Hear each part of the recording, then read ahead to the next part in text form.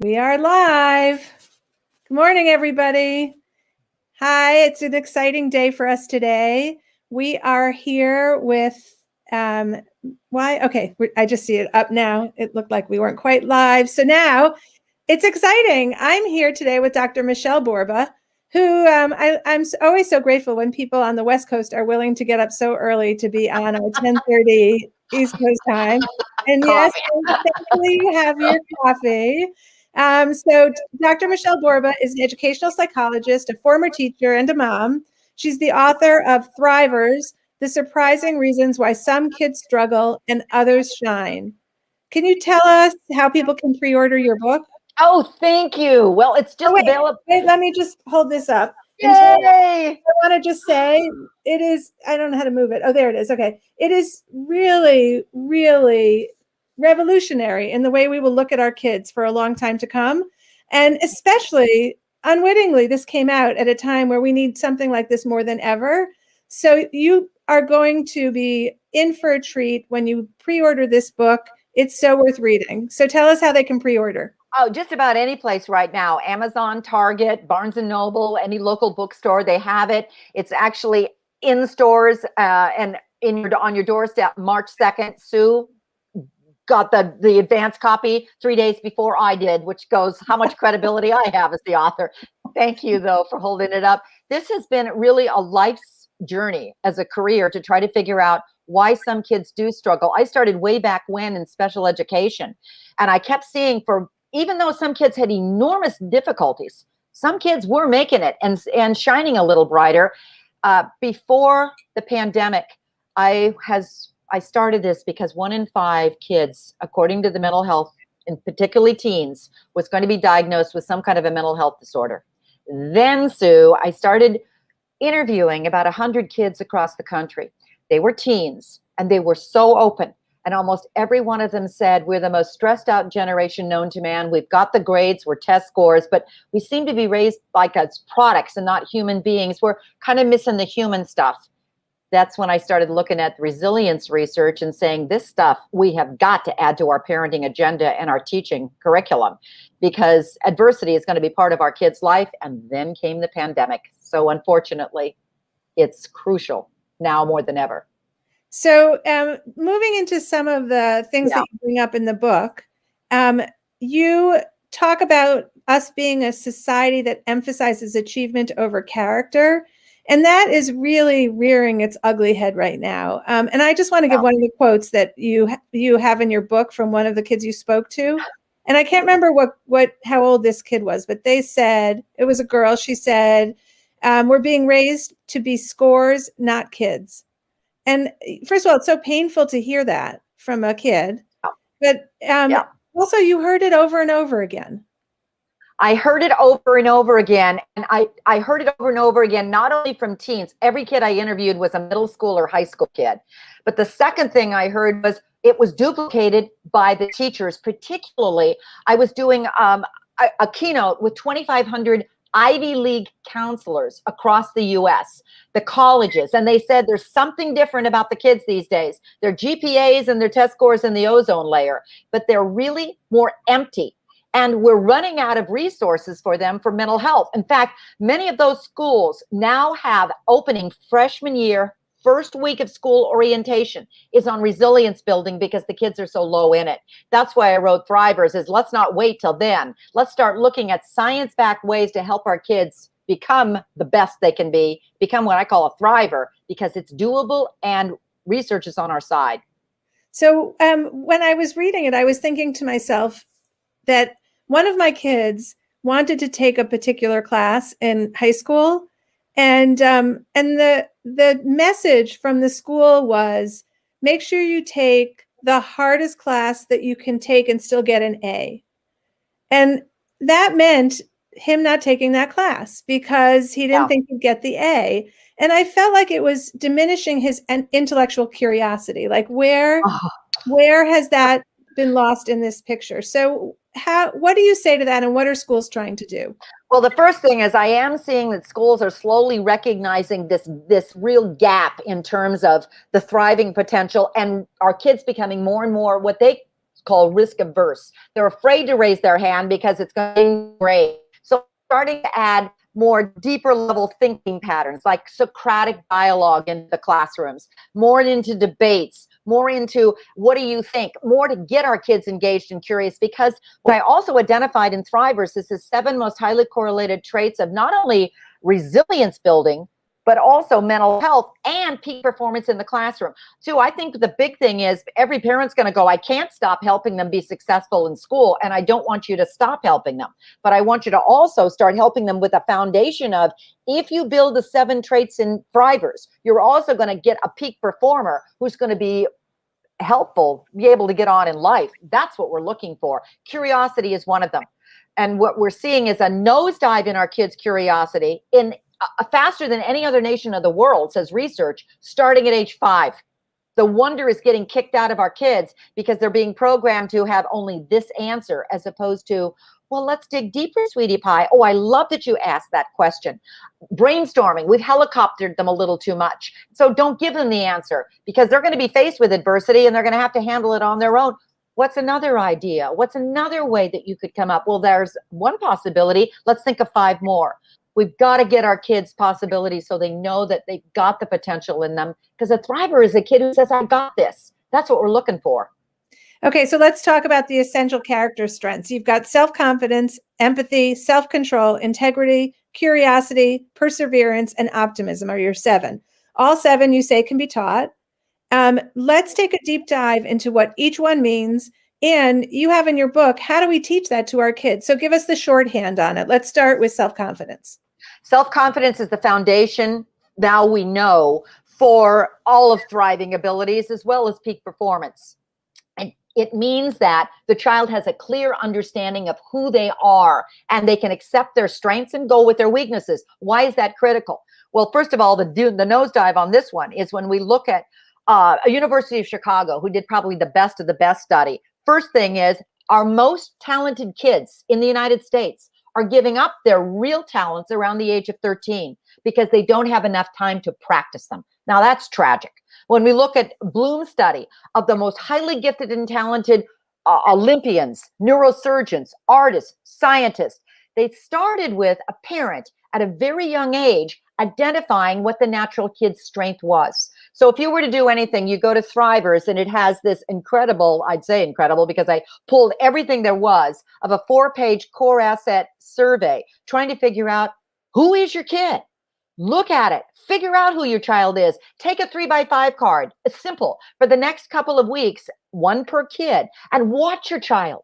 What do they gravitate towards? What are they more interested in? Which part of the Zoom class are they most thriving about? They really are looking forward to. Those are the child's strengths. You start with those because that gives them the foundation. Now, what do you go with that one? You look at their schedule, because the majority of the kids I interviewed said they don't have time for those things. That's where hobby should be, one activity should be, because resilience theory also says kids who really are thrivers and resilient, when the push comes to shove, they go to their hobby, and that helps them decompress. That's a gold mine. If you could do anything right now, make sure each of your kids has some kind of a natural, wonderful thing they love to keep them open. It's their strength, and that's going to help them decompress. That's confidence. That's beautiful. I want to ask one question on that, because sometimes kids are drawn to things that aren't the things they're best at.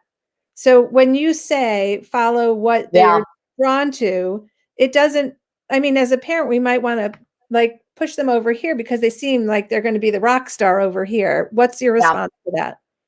My response number 1 is it should be healthy. So you're watching the child and you're seeing at the end of the activity, whatever he's doing, that he's a little more joyous. He's a little more happy. His tone is, oh, I got this, kind of a thing. It doesn't mean he's going to share it with you, but you can see a change in demeanor. So that's the first thing you're looking for.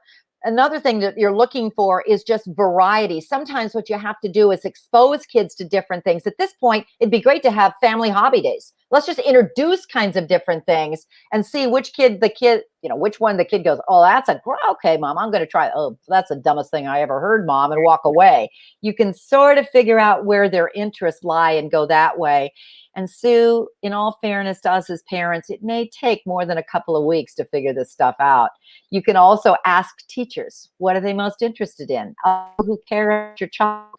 That's what you're looking for, because that's your framework. That's your parenting plan for the rest of the kid's life. Okay, let's move on because there's so much to cover here. Empathy, big one. Big one. Well, we've learned this one, haven't we, during a pandemic? One of the most highly correlated traits of real solid mental health is children who have social competence. It's also one of the most highly correlated traits of resilience. Empathetic kids think we, not me. Now, one of the things we've discovered when I interviewed teens across the US of how they're coping with all of this is finding a way to contribute. They are so concerned about some of their friends who are nosediving in mental health. And one of the coolest things a group of Chicago kids are doing, talk about empathy, is they felt for their friend. So they set up a text chain of a few of them together. And every day what they're doing is quarantine gift bags. I said, what's a quarantine gift bag? Well, one kid's really good at cookie baking, so she bakes the cookies. Another kid's really good at decorating the front of the bag, so that's what he did. I'm really good at writing the note, so I write the note. And each day we drop them off at the driveway of one kid. I said, how's it work? He said, you won't believe it. Every day the kid calls up just sobbing because they didn't know that anybody cared. And then we sobbed because we realized we could make a difference. It's finding where the child's passion is. Right now, reading books together as a family, or encouraging your child to read. Well, a younger one could be Wonder. When I ask middle school kids, what's your favorite book that always should be used? The Outsiders. 50 years ago, they keep coming up with that same book. I said, why? Because it helps us realize how bad it feels to be excluded. Okay, what we now know about empathy is that literary fiction can activate it. Parents, get yourself into a book club and read good old literary fiction together. You'll boost your own empathy, and it's a fabulous way. So contributing, asking more questions about feelings, talking naturally about them. Those are simple beginning ways to boost empathy. There's dozens of other ones in Thrivers, but it's following your child's passion and path.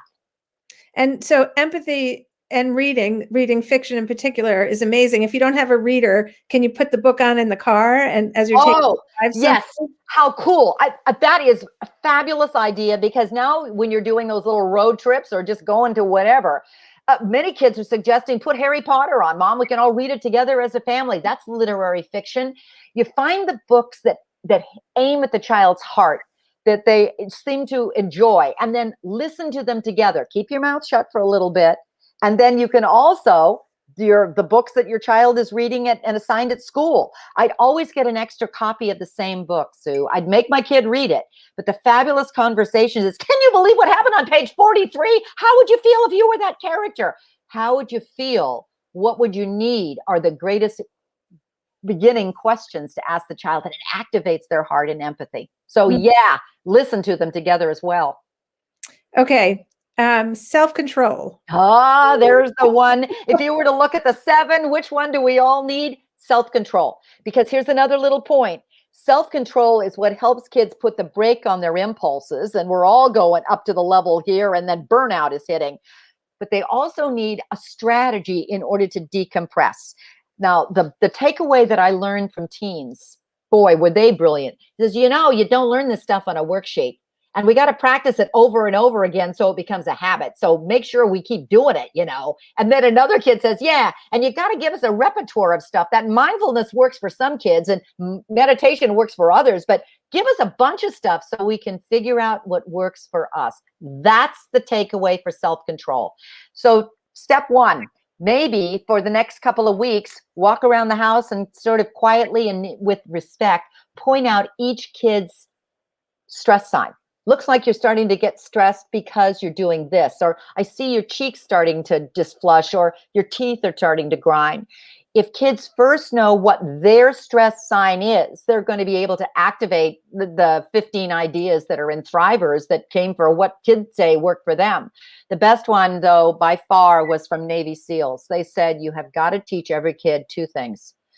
They got to know their stress signs. And that's what we learn right before we go into battle. Then we point them out to each other. And immediately when that stress starts to come, we take a 1-2 breath. It is the fastest way to relax. You take it deep from your tummy, your stomach, go up like you're riding up an escalator. You hold it, and then you slowly let it out.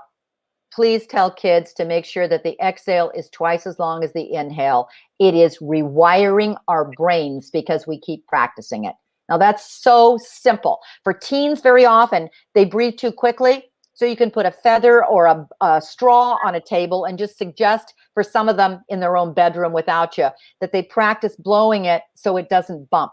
That slow, deep breath for some kids. Now, others, the breath doesn't work. So maybe it's turning your garage into an exercise gym. If exercise works for some kids. Girls, they love yoga, some of them. So start maybe a Zoom yoga class together. There's apps that you can also put on their phones. It's finding what works for their kids because stress is escalating to unprecedented levels. And that is going to rob our kids not only of thriving, but it's going to escalate them into anxiety and depression. And the beauty about doing it when your kids in middle school or high school is they carry that with them the rest of their lives. Forever. You know what, Sue? That's the bottom line when I wrote Thrivers is teach these skills to your kid now. They'll use them forever because adversity is going to be part of our lives forever. They just don't have the tools to be able to keep on going and brush themselves off. Okay. Integrity. Oh, please.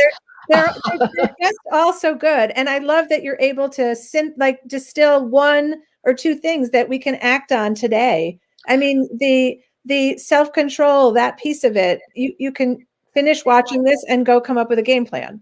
That's exactly what I want. I think we've tried to make parenting too hard.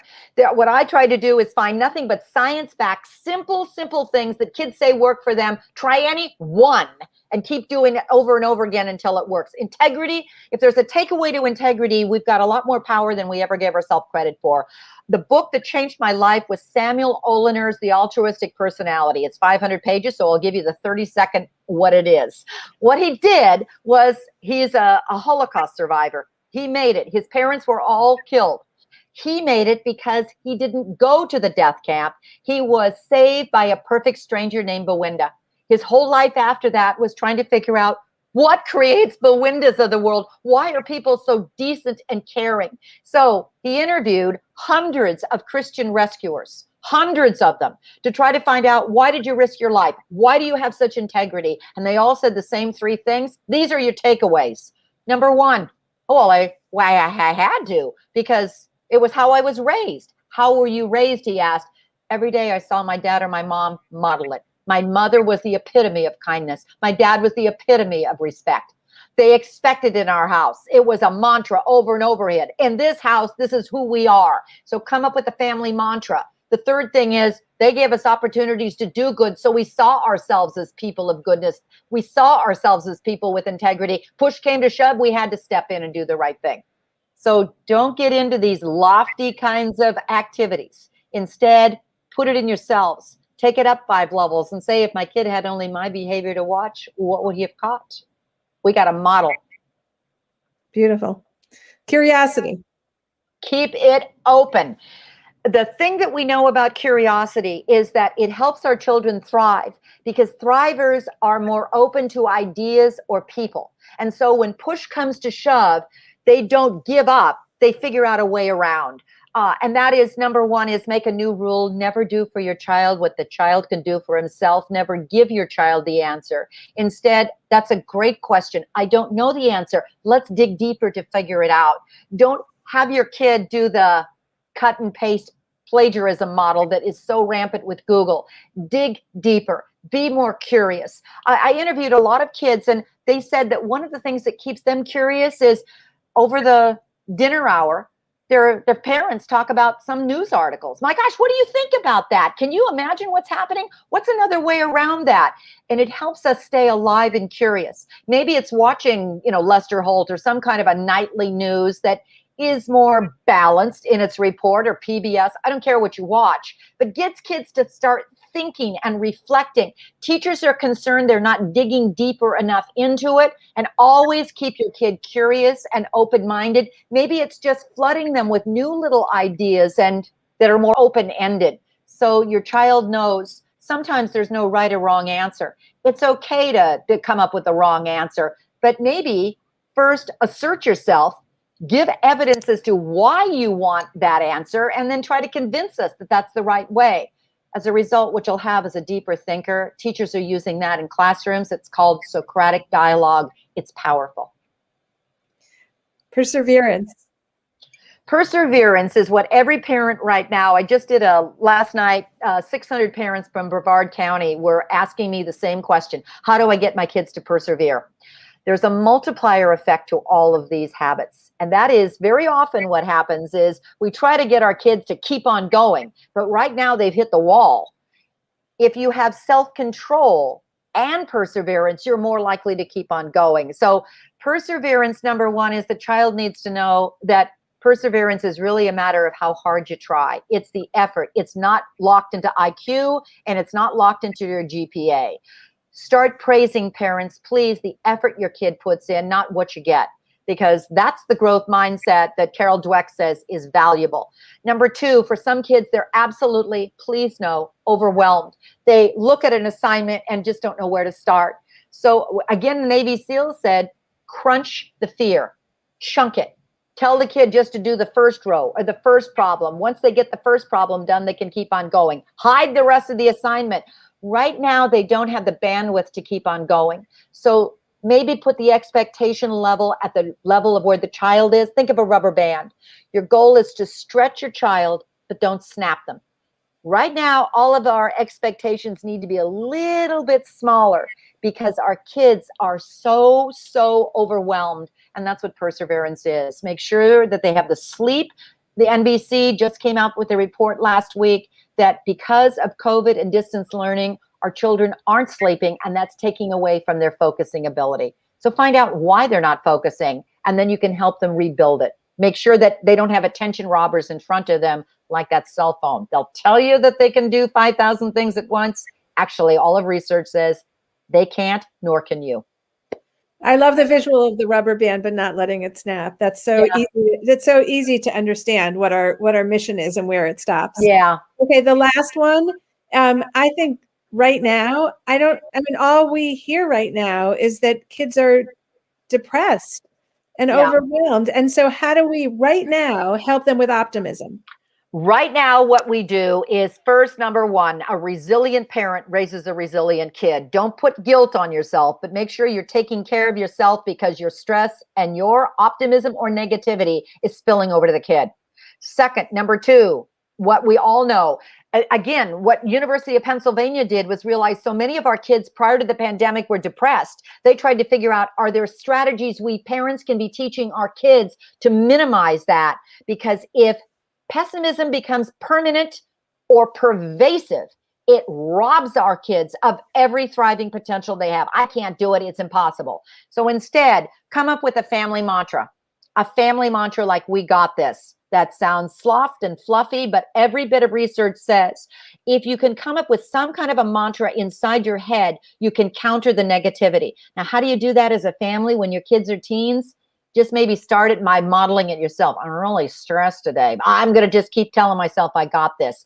Maybe it's not trying to teach your kid, but model it yourself. Some kids say that works from them copying you. The next thing is, please, all of research says that news can be dismal. We hit the 500,000 death mark yesterday. Kids do not need to see a daily death count. So watch what you're watching. Start doing the good news once again. Many parents are just cutting out the good stuff that's happening on the back page of the newspaper, and that's what they're describing every day at the family dinner. Can you imagine what happened to this kid? How cool this kid is? And sharing that, it inspires children as well. What we have got to do is help our kids see that there's hope. If you got a little scientist or a little historian in your house and they're pessimistic, then you put the pessimism in context. It works for trauma. For instance, a kid says, we'll never get through it. Well, then let's study the Spanish flu, or let's study Ebola. Wow, what happened during smallpox? What happened during polio? Wow, the people really were having difficulties. They really didn't look like they were going to get through, but they made it, and so too will we. It's finding, Sue, one strategy. I gave you 4 right there. You figure out what's going to work for your kid, because the goal you said, and that's what my goal is, make it a habit. Find the one little thing that's going to work for you. Turn to Thrivers. There's 300 ideas. Your kid will never let you read another book if you try them all. So just try one and keep repeating it until it's internalized. And that's how we're going to raise a generation of thrivers. Okay, since you brought up the 300 resilience building activities, which I was going to ask you later on, what is your favorite one? My favorite one is so darn easy. It's one of them. It's called the 2 kind rule. To raise integrity, you can call it the 2 goodness rule. And that is, my girlfriend wanted to raise her teens when they were little to be really, really compassionate kids. That was her goal. She sat down and said, here's the one thing I want to see in my kids when they are adults. It was kindness. So every day when they left the house, they were to do at least 2 kind things to somebody. And they always brainstorm, what are 2 kind things you can do? Like smile and open up a door when you're 3 and 4. But then at nighttime, they'd say, so what did you do? And how did it make the person feel? I've watched her raise her daughters from 3 to teens to adults. They're 3 smart people, but they're 3 kind people because she kept finding simple little ways to tune it up. That's beautiful and easy. Yeah, that's what we're looking for. Easy stuff. That we don't need PhDs for this stuff. We don't need a program for resilience. We just need science-backed, grounded ideas that we can use with our kids so that they will internalize them. Okay, so in these 7, is there any hierarchy? Not necessarily, except I'd start with self-confidence. I'd start with the strength of your child. And the reason for it is all the research says we start with their weakness. And it backfires. So start with strength and then add on anyone that the kid needs right now. And Sue, when you say, what do they need right now? Empathy, self-control, or optimism. Of those 3, self-control and optimism are essential to get them through, because the CDC says stress is at an all-time high. Just 3 weeks ago, we were watching our teens, a 31% increase from last year, going to ER visits for suicidal behavior patterns. We got to do better. And that is just restart our parenting to keep helping our kids be successful in school, but also let's help successful in life. Okay, so if anybody has any questions, now's the time to put them into the comments. And I'm going to give our final question. If you have any questions, we'll answer them afterwards. Just give us your big takeaway from all the effort and time and research you put into this book. What's your one big takeaway? Oh, the big takeaway from all of the research is that thrivers are made, not born. We have got to reboot this thing on resilience, that it is not locked into IQ. It's not locked into temperament, that longitudinal studies, we're talking for 50 years, following the same groups of kids who faced enormous difficulty and adversity. Researchers were shocked that a third of the kids halfway through it were okay. They were bouncing back. The commonality to those kids was 2 things. Number 1, they had a caring champion in their life, the adult, the parent, the teacher, who refused to give up on them. But the second thing is they had protective factors that we've been talking about today.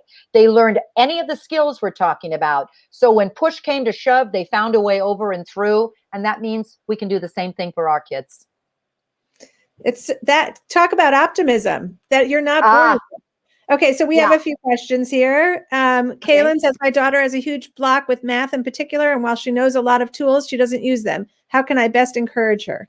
Thanks, Kaylin. Thank you, Kaylin. Start with one thing. I think the big thing, and I'm saying this because all of my answers are going to come from what teens told me worked for them.